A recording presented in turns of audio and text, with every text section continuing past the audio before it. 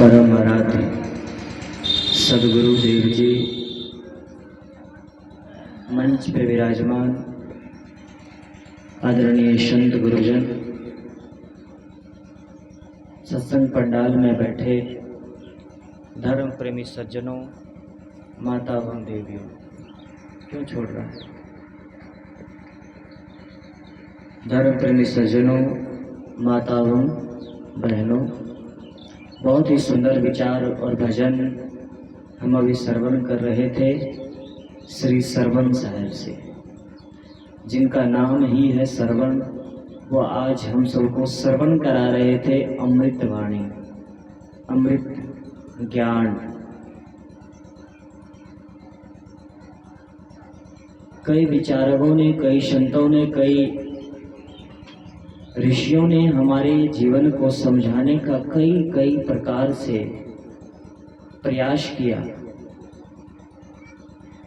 कई उपाय किए कि काश इंसान समझ जाए, जो भटक रहा है अपने रास्ते से उसे सही रास्ते मिल जाए। हम समझ ही नहीं पाते हैं कि वास्तव में ये जीवन है क्या। जीवन इस धरती पर आकर अच्छे भोजन कर लेना, अच्छे कपड़े पहन लेना, अच्छे गाड़ी में सैर करना, बड़े बड़े लोगों से मिलना जुलना, ब्रांडेड सामानों का उपयोग करना, बहुत पैसे कमा लेना, बहुत प्रतिष्ठा पा लेना जीवन का मकसद नहीं है। जीवन इतना अनमोल है कि अगर कोई पैसे वाला आदमी कहे कि मैं तुम्हें 10 करोड़ रुपया देता हूं, अपने हाथ काट कर दे दो, तो हम नहीं देंगे, क्योंकि उस 10 करोड़ के सामने हमारा हाथ महंगा है। कोई कह दे कि तुम हमारे जेब से चाहे जितना पैसा निकालना चाहोगे निकाल सकते हो, लेकिन तुम अपने गर्दन को काट कर दे दो तो हम नहीं देना चाहेंगे। क्यों? क्योंकि हमारा जीवन इतना अनमोल है, इतना अनमोल है, इसका कोई मोल नहीं। लेकिन हम लोग इतनी बेवकूफी, इतनी नासमझी करते हैं कि सुबह से लेकर शाम तक सिर्फ पैसे, धन दौलत के पीछे ही भागते भागते अपने जीवन को बिता देते हैं। सदगुरु ने कहा कि आए हैं सो जाएंगे, राजा रंक फकीर, एक सिंहासन चढ़े चले, एक बंधे जात जंजीर। बिल्कुल सरल शब्दों में है कि आए हैं सो जाएंगे, चाहे राजा हो, रंक हो, फकीर हो, चाहे काला हो, चाहे गोरा हो, धरती पर जो व्यक्ति आ गया है उसे एक न एक दिन किसी न किसी रूप से जाना होगा। लेकिन संत गुरुजन घूम घूम कर कष्ट सह करके बताते हैं कि जाना तो है। एक विचारक ने और भी अच्छा कहा कि अर्थी तो उठनी है, लेकिन अर्थी उठने से पहले अगर आप अपने जीवन के अर्थ को समझ लिए तो आपका इस संसार में आना सार्थक हो गया। अर्थी उठने से पहले अगर आप अपने जीवन के अर्थ को समझ लिए तो इस संसार में आना आपका सार्थक हो गया। फिर आपको सोचने की कोई आवश्यकता नहीं है कि हमें इस जीवन में क्या करना है, क्या करना था।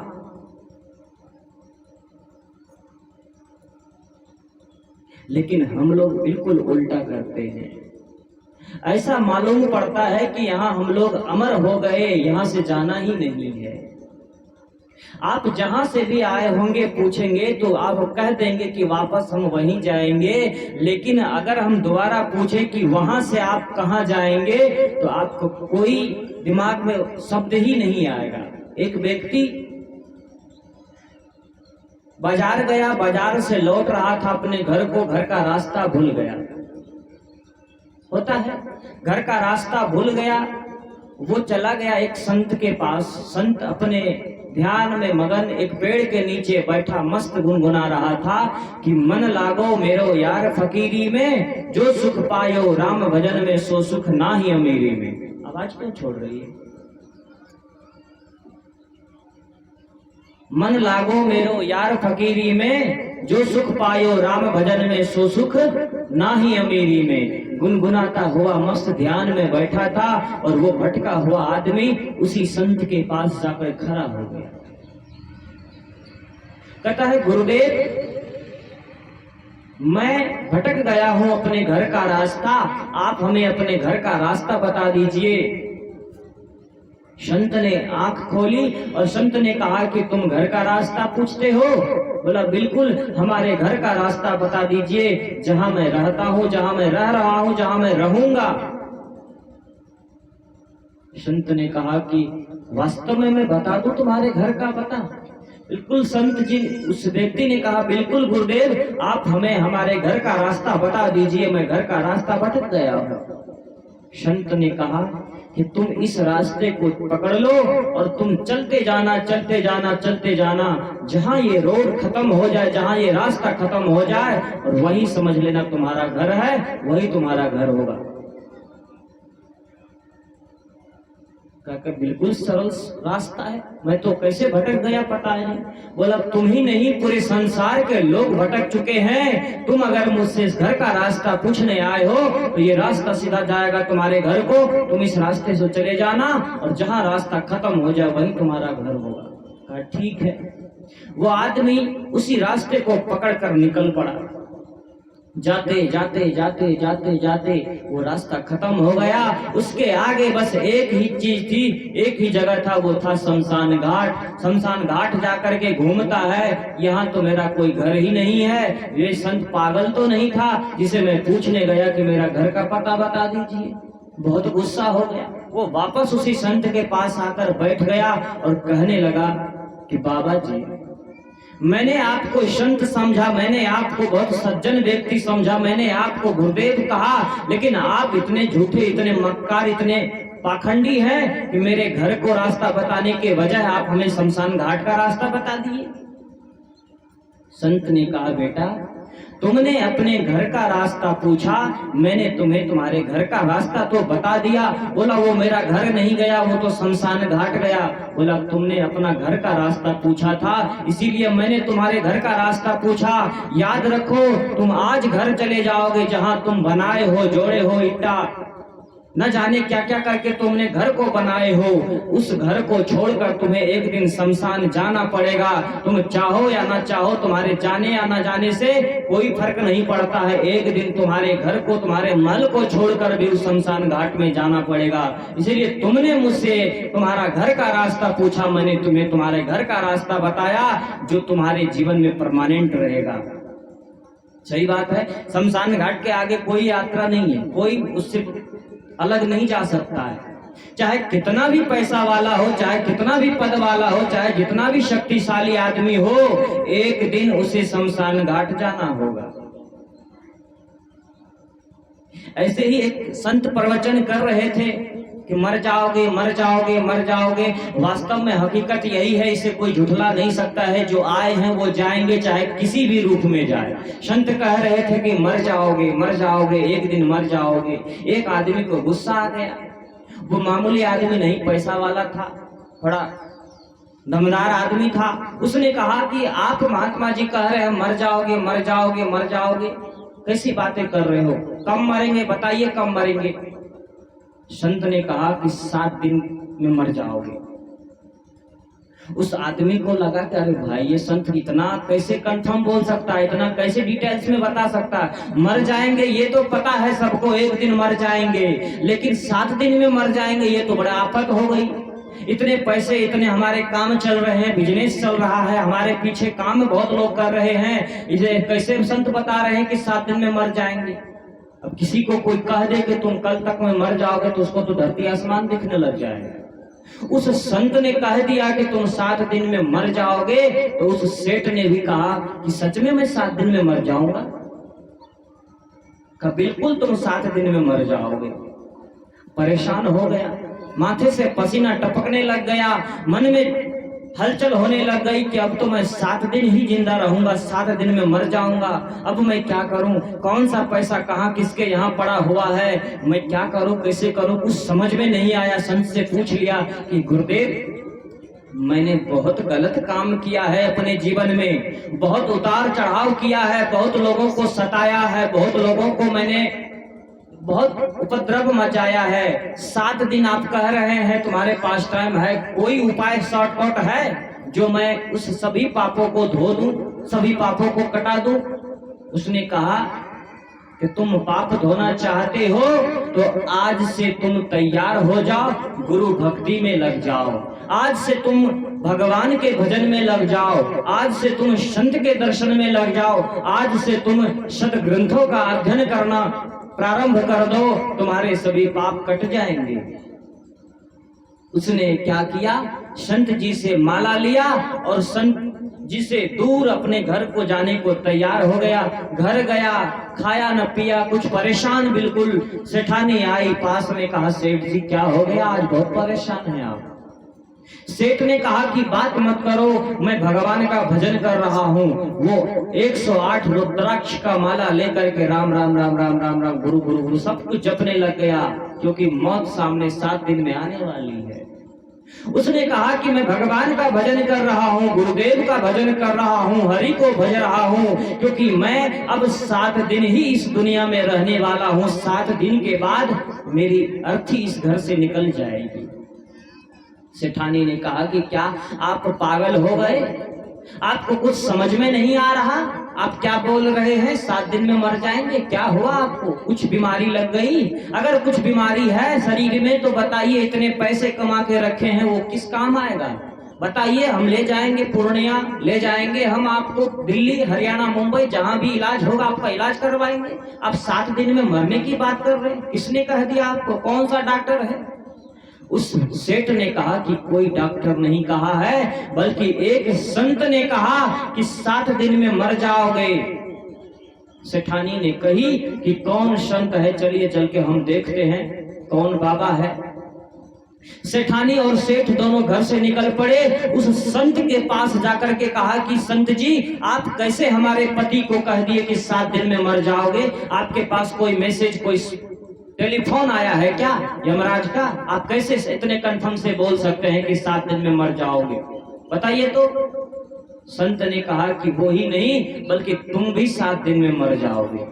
अब दोनों को सिर खुजलाने लग गया। कृपा एक तो रहते हम लोग, सेठ जी चले भी जाते तो कोई बात नहीं, लेकिन सेठानी तो धन का उपयोग करते, लेकिन ये महात्मा तो ऐसे कह रहे हैं कि सेठानी भी, सेठ और सेठानी दोनों 7 दिन में मर जाएंगे, चले जाएंगे, ये कैसी अचंभ बात कर रहे हैं। दोनों परेशान हो गए। दोनों आकर घर में दोनों रुद्राक्ष का माला लिया और राम राम राम राम जपने लग गए। दिन रात सुबह शाम उठते बैठते जागते सोते सब कुछ छोड़ करके बस गुरु के भजन में लग गए। 7 दिन करते करते बीत गए। ध्यान भजन कम मगन, ऐसा लग रहा था कि दुनिया का सबसे नंबर 1 धार्मिक व्यक्ति है, दुनिया का नंबर 1 सत्संगी आदमी है।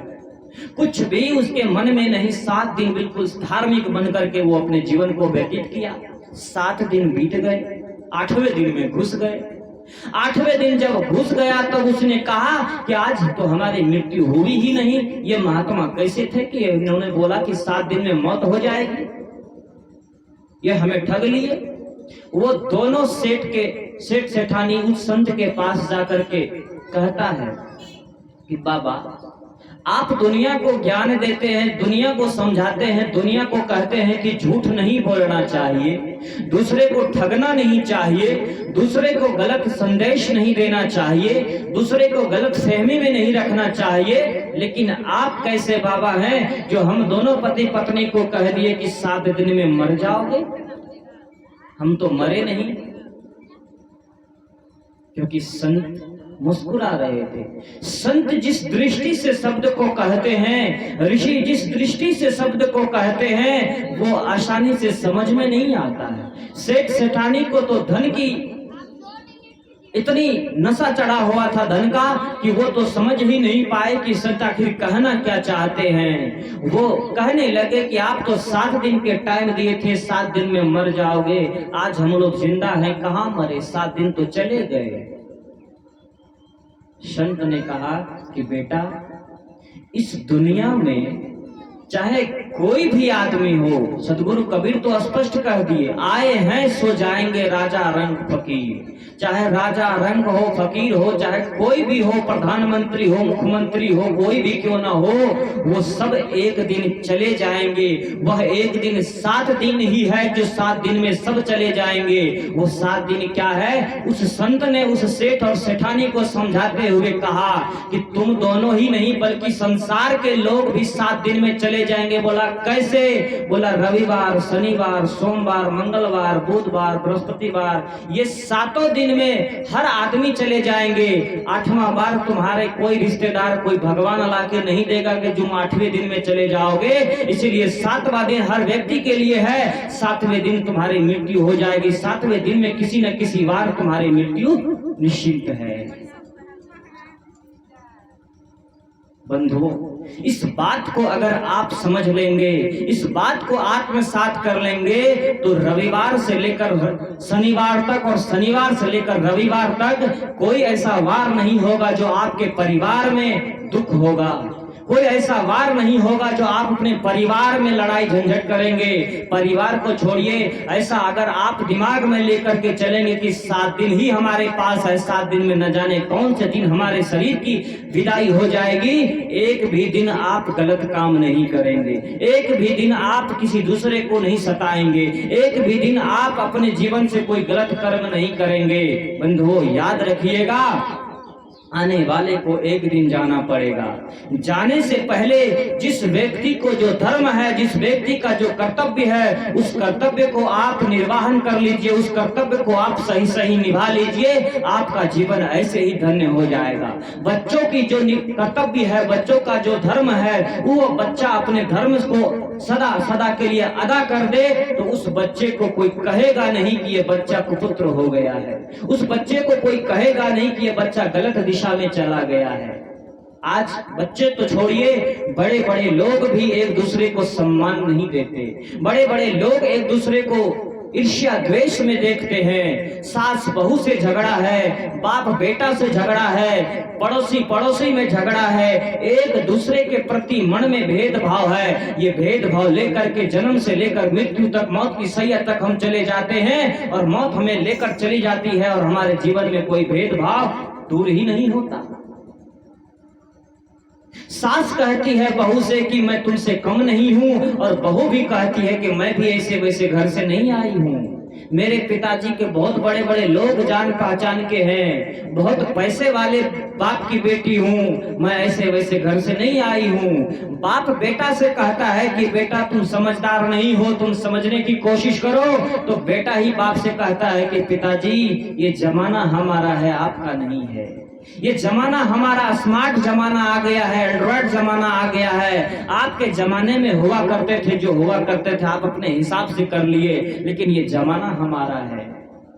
बंधुओं, आप अपने अपने कर्तव्य को जब धर्म से निभा लेंगे, कर्तव्य को आप निर्वाहन कर लेंगे, तो इस संसार में संतों की भी कोई जरूरत नहीं होगी, इस संसार में शुद्ध ग्रंथों की जरूरत नहीं होगी। आप सब लोग रामायण पढ़ते हैं, रामायण पढ़ते हैं ना आप लोग? रामायण पढ़ते हैं कि नहीं पढ़ते हैं छोड़िए, लेकिन सीरियल तो सब लोग देखते हैं टीवी में। अभी लॉकडाउन में पिछले साल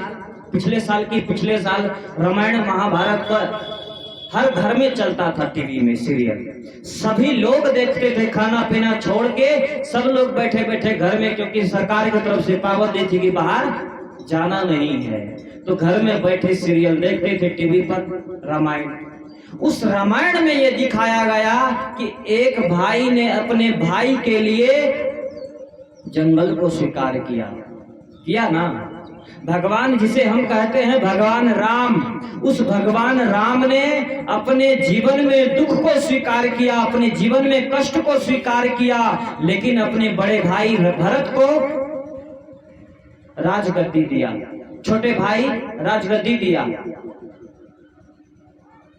क्यों? क्योंकि भगवान मर्यादा पुरुषोत्तम समझते थे कि त्याग में सुख है, त्याग में कभी दुख नहीं हो सकता है। त्याग में सुख है, जिसके वजह से आज भगवान श्री राम सबके जुबान पे है, सबके दिल में है। न चाहने के बावजूद भी उनके सामने मस्तक झुक जाता है और उनके सामने हम हाथ जोड़कर कहते हैं कि तुम्हें माता च पिता, तुम्हें बंधु च सखा। आप ही हमारे माता पिता हो, आप ही हमारे जन्मदाता हो, आप ही हमारे सब कुछ हो। हम उसको मान लेते हैं। क्यों? क्योंकि उन्होंने अपने जीवन में ऐसा कर्म किया कि हमारे जीवन में ऐसा कोई गुण ही नहीं है। हम केवल पढ़ते हैं, देखते हैं, सीरियल देख देख करके हम कहते हैं कि वाह कितना सुंदर जीवन था भगवान श्री राम का। लेकिन सीरियल बंद हुआ, हम घर में खटपट शुरू कर देते हैं। सीरियल बंद हुआ, हम भाई भाई से झगड़ा कर लेते हैं। जिस रामायण को देख करके हम ये देखते हैं कि राम भगवान ने अपने भाई को सुख दिया, राजगद्दी दिया और खुद को वनवास स्वीकार किया, उस रामायण की सीरियल बंद होते ही हम अपने भाई को कोर्ट में खड़ा कर देते हैं। उस रामायण की सीरियल को बंद होते ही हम अपने भाई से झगड़ा कर लेते हैं। किसके लिए? एक बित जमीन के लिए, छोटे छोटे सामान के लिए। अगर छोटा सामान कोई यूज कर भी लिया भाई भाई में, तो झगड़ा कर लेते हैं कि ये सामान तुमने किससे पूछ के लिया। अरे भाई, जिस भाई भाई में प्यार होना चाहिए, जिस भाई भाई में प्रेम होना चाहिए, उस भाई भाई में तुम नफरत क्यों पाल रहे हो? उस भाई भाई में तुम इतना भेदभाव क्यों पाल रहे हो? याद रखना, एक दिन सबको छोड़कर जाना होगा।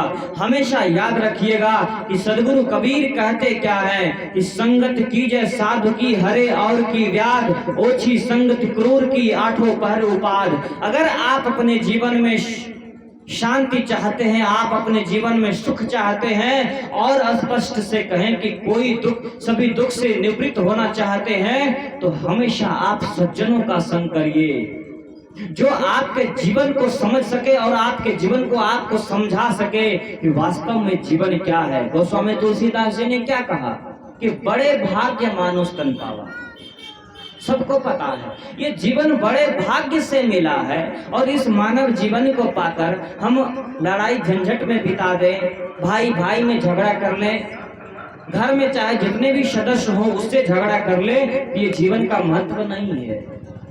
जीवन का महत्व है हमारे देश की संस्कृति, हमारे देश की संस्कृति की पहचान हमारे संस्कार से है, न कि झगड़ा करने से, बल्कि प्रेम करने से, प्यार करने से। हमारे देश की संस्कृति है एक दूसरे को सम्मान देने से, हमारे देश की संस्कृति है एक दूसरे का रिस्पेक्ट करना, हमारे देश की संस्कृति है एक दूसरे को ऊंचा देखना, नीचा नहीं देखना। लेकिन हम लोग हमेशा गलत करते हैं, गलत करते करते हमारे जीवन की गाड़ी आगे बढ़ जाती है और हम हाथ मलते रह जाते हैं, और मलते मलते हम इस दुनिया से विदा हो जाते हैं। दो बहन जी थी, प्रसंग बस याद आ गई कि आदमी अपने आप में नहीं देखता है कि बुराई हमारे अंदर है कि सामने वाले के अंदर है, लेकिन हम हमेशा बुराई दूसरे के ऊपर थोप देते हैं कि बुराई तो उनके सामने है, हमारे पे नहीं है। सदगुरु कबीर उस व्यक्ति से भी कहते हैं कि बुरा जो देखन मैं चला, बुरा न मिलिया कोई, जो दिल देखा आपना तो मुझसे बुरा ना कोई। दो बहन जी थी, बहन जी कहिए या सहेली थी, दोनों सहेली पढ़ते थे, खाते सब साथ ही करते थे। 22 साल तक, 20 साल तक दोनों साथ रही। 20 साल के बाद दोनों की शादी हो गई।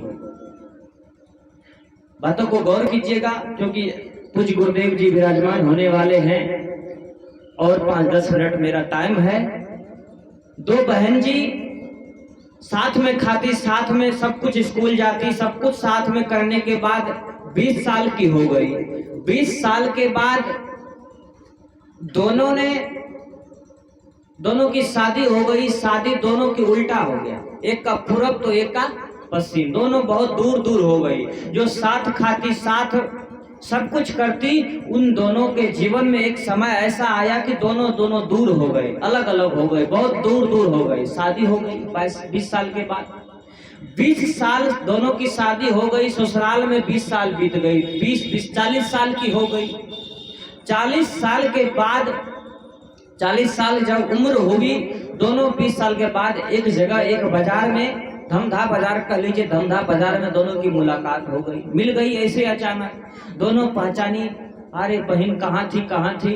दोनों मिल करके दोनों एक दूसरे को गला मिली, रोने लग गई। दोनों रो के चुप हो गई। तब दोनों एक दूसरे से कहती है बहन बताओ तुम्हारी ससुराल की क्या हाल है। एक बहन ने दूसरी बहन से पूछी कि बहन बता तुम्हारी ससुराल की हाल क्या है। तो बहन कहती है कि मत पूछ बहन, हमारी ससुराल की हालत बहुत डेंजर है, बहुत खराब है। बोला क्या हुआ, पति ठीक नहीं है क्या, तुम्हारे घर के लोग ठीक नहीं है। बोला सब ठीक है, मेरा पति भी ठीक है, सब कुछ ठीक है, देवर ठीक है, आस पड़ोस के लोग ठीक है, खाली वो बुढ़िया ठीक नहीं है। कौन बुढ़िया? सास।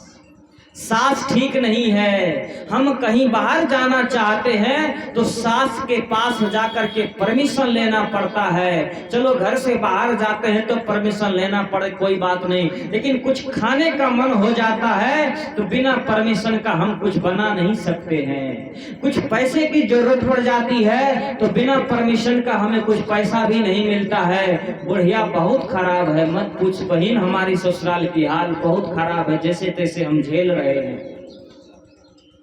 मेरा छोड़ो, तुम अपना बताओ। दूसरी वाली कहती है जो तुम्हारी हाल है वही मेरी भी हाल है। तुम्हारी ससुराल में तो तुम्हारी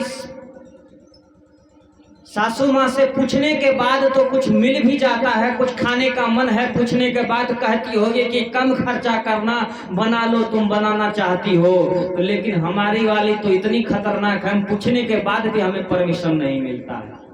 कहता है कि तुम्हारे घर वाले तुम्हें यहाँ दिए हैं क्या, जो मिलता है सूखा रूखा वही खाकर जीवन निर्वाह करो। हमारी वाली तो और खतरनाक है, दोनों एक दूसरे की सुख बांट करके, बस सुख दुख की बात करके दोनों अपने अपने घर लौट जाती है।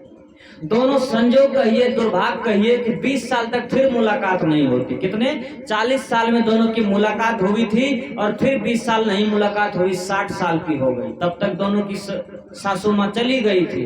कहाँ? वृंदावन बिहारी लाल, दोनों की चली गई थी। अब दोनों खुद सास बन गई थी, घर में दोनों के बच्चे की शादी हो गई थी, घर में सास बन गई, दोनों 60 वर्ष की हो गई, बुजुर्ग के पड़ाव पे चले गए थे। संजोग कहिए 60 वर्ष की उम्र में फिर दोनों की मुलाकात हो जाती है। मुलाकात होने के बाद दोनों अचरा में वो चाबी, साड़ी के खूंट में चाबी बांधी हुई है।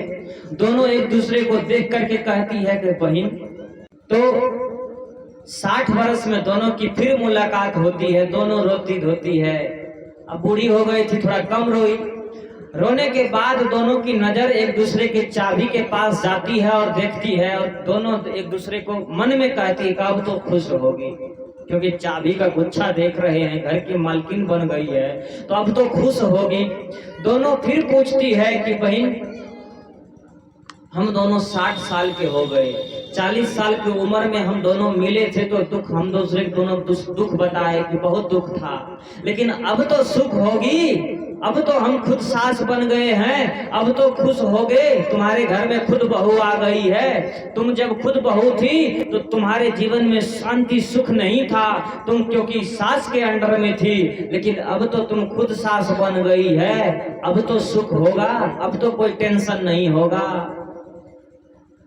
जिसने पूछा और जिसने जवाब दिया उसने कहा कि बहन क्या कहूं, सास ही ठीक थी, बहू तो सास से भी खतरनाक है। बहू तो इतनी खतरनाक है कि मत पूछो, उससे कुछ कहो तो ऐसा लगता है कि जैसे गर्म लोहा हो, छुओ तो ऐसा लगता है झटका लग जाए। कुछ कहो, उसे पानी लाकर लाने बोलो तो ऐसा लगता है कि जैसे आग उगल रही हो। वो खुद कहती है उठ करके ले लीजिए।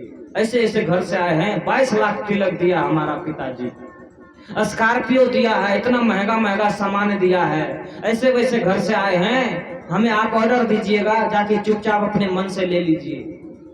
इतना खतरनाक है, मत पूछो। जब सास थी, जब मैं खुद बहू थी तो बहू सास से मुझे सुख नहीं मिला, और आज मैं खुद सास बन गई हूँ तो मुझे बहू से सुख नहीं मिला, दुख ही मिल रहा है। तुम्हारा क्या है? उसने भी यही कहा कि मेरा भी वही हाल है। जब मैं खुद बहू थी तो सुख नहीं मिला, और आज मैं सास बन गई हूँ तो भी सुख नहीं है। इसीलिए बंधुओं, अगर आप इस कहानी को समझे होंगे तो एक ही बात इसमें समझ में आई होगी आप लोगों को कि बुरा जो देखन मैं चला बुरा न मिलिया कोई, जो दिल देखा आपना तो मुझसे बुरा ना कोई। बुराई तो हमारे अंदर था, हम बहू थे तो हमारे जीवन में बुराई थी, हम सास बने तो हमारे जीवन में बुराई थी, और हमारे जीवन में जब बुराई थी ना हम सास से सुख ले पाए, और बुराई हमारे जीवन में थी ना हम बहू से सुख ले पाए। अगर आपको सुख लेना है तो एक ही बात का ध्यान रखिएगा, बुराई किसी के अंदर मत देखिएगा। चाहे बहू हो, चाहे बेटा हो, चाहे पोता हो, चाहे पोती हो, घर के किसी भी सदस्य की हो, बुराई किसी के अंदर मत देखिएगा। बुराई देखिएगा तो उसके पास भी दिमाग है, उसके पास भी नजर है, वो भी आप में बुराई देखेगा। दुराव टकराव होगा, लड़ाई झंझट होगा, कोर्ट कचहरी होगा, घर में बंटवारा हो जाएगा। घर में दीवार एक है, 4 दीवार हो जाएगा, एक कमरा है 4 कमरा हो जाएगा, घर खंड खंड में बट जाएगा, वो घर नहीं शमशान घाट हो जाएगा। इसीलिए बुराई को देखना बंद कर दीजिए, आपके जीवन में सुख और शांति आना प्रारंभ हो जाएगा। बस इतना ही कहकर मैं अपनी बात को विराम दूं। इन्हीं शब्दों के साथ मैं अपनी बात को विराम देता हूं। बोलिए सद्गुरुदेव की।